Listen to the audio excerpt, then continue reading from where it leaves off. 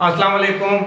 अबरार रशीद आपकी खिदमत में एक मरतबा फिर हाजिर है और आपसे रिक्वेस्ट कि अगर अभी तक आपने इस चैनल को सब्सक्राइब नहीं किया तो इसे सब्सक्राइब कर लें, जो बेल आइकन है उसको ज़रूर प्रेस करें।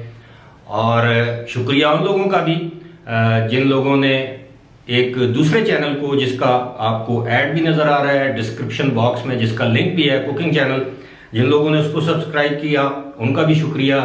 जिन लोगों ने अभी तक नहीं किया उनसे दरख्वास्त है कि वो इस चैनल को भी सब्सक्राइब करें और आपका बड़ा मशकूर रहूँगा।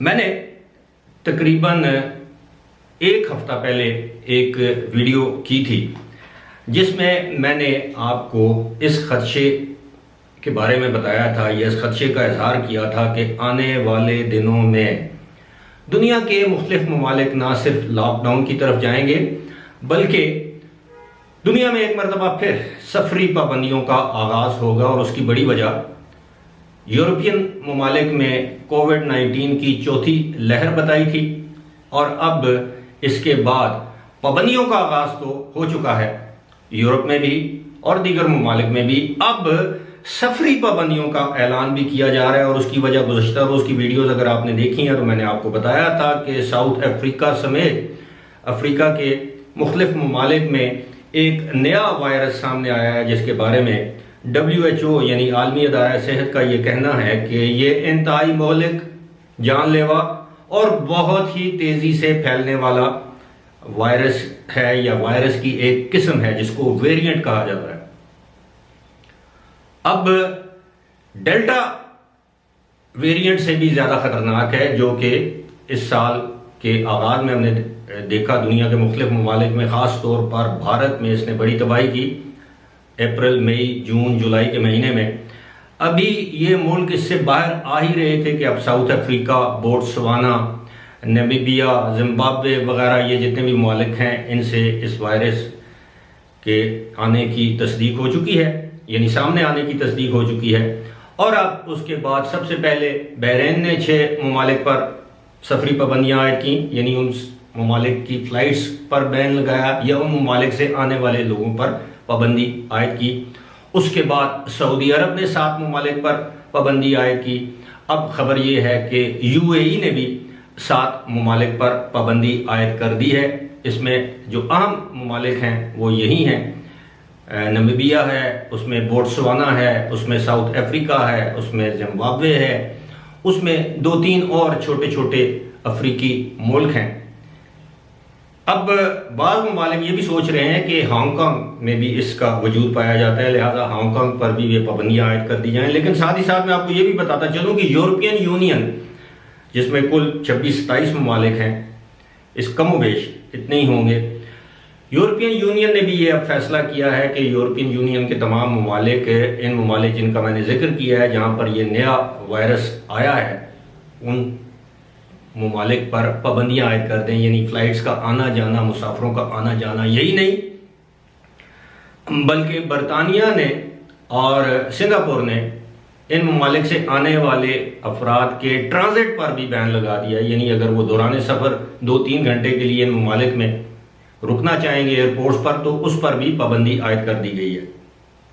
एमिरेट्स एयरलाइन ने भी इस हवाले से वार्निंग जारी कर दी है और बताया है कि 27 या 28 नवंबर की रात से इन ममालिक में, दूसरे ममालिक से जिन ममालिक की पाबंदी का मैंने जिक्र किया, आने वाले अफराद के लिए ट्रांजिट की फैसिलिटी जो है वो फ्राहम नहीं की जाएगी।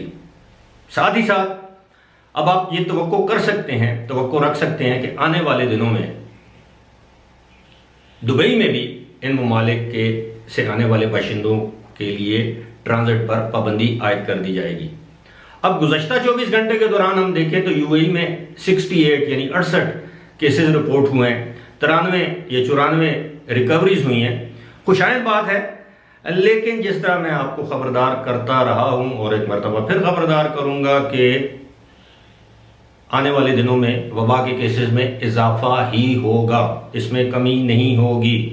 उसकी वजह मैं वजूहात, बल्कि आप कह लेंगे मैं बयान करता रहा हूं, लेकिन वो जिस तरह हजरत अल्लामा इकबाल का एक शेर का एक मिसरा है कि बर्क गिरती है तो बेचारे मुसलमानों पर, अब इसकी तशरीह मैं यूं ही कर सकता हूं कि जब वहां पर वबा के केसेस में इजाफा होगा तो ला मुहाला नागुज़ीर तौर पर जो बर्फ गिरेगी, जो बिजली गिरेगी, वो बेचारे मुसलमान यानी पाकिस्तानियों पर, इंडियंस पर, बांग्लादेशियों पर, जो निस्बतन गरीब कमज़ोर ममालिक हैं, ममालिक के शहरियों पर एक मरतबा फिर खुदा न खास्ता पाबंदियाँ आयद कर दी जाएंगी, जिस तरह के इस साल मार्च या अप्रैल के महीने में आयद की गई थी।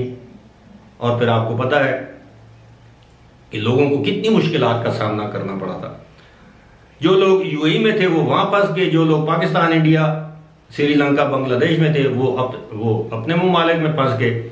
और फिर अगस्त के महीने में रफ्ता रफ्ता ये पाबंदियां हटाई गई। इस सब चीज़ों से आप वाकिफ हैं। लेकिन सबसे ज़्यादा जो असर पड़ेगा वो कारोबार पर, मुलाजमतों पर तो पड़ेगा ही पड़ेगा, लेकिन कारोबार पर। अभी तो जश्न का समा है, एक्सपो 2020 है, यूएई का कौमी दिन है, लंबी तातीलात का ऐलान कर दिया गया है। कौमी दिन 2 दिसंबर को आपको मालूम है।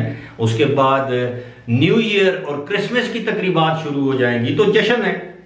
लेकिन वही बात कि आप अगर ये मेरी वीडियो संभाल कर नहीं रख सकते तो वीडियो तो मौजूद होगी, लेकिन आप इस चीज़ को तो याद रख सकते हैं, मेरी इस पेशन गोई को याद रख सकते हैं कि जनवरी के महीने में आप एक मरतबा फिर देखेंगे कि जनवरी के वस्त से लेकर जनवरी के आखिर तक एक मरतबा फिर आपको यूएई में कोविड के केसेस में इजाफा होता नजर आएगा।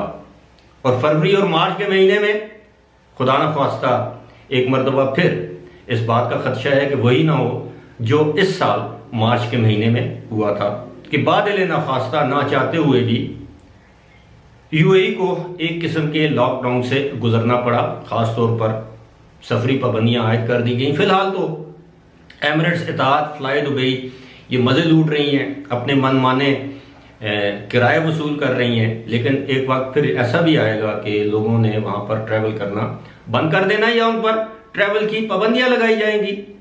लेकिन वही बात कि अभी अगर इस चीज़ का तदारुक ना किया गया, अभी से मुराद ये है कि दिसंबर के महीने में इस चीज़ को रोका ना गया, तो ये वबा बड़ी तेज़ी से फैलेगी। और ये चौथी लहर फिलहाल यूरोप में है, ये चौथी लहर एशिया में भी आ सकती है, मशरिक़ वस्ता यानी मिडल ईस्ट में भी आ सकती है। सऊदी अरब ने अभी हाल ही में 21 माह के बाद अपने वीज़े या सफरी पाबंदियाँ जो है वो ख़त्म की हैं, वीज़ों पर पाबंदी ख़त्म की है।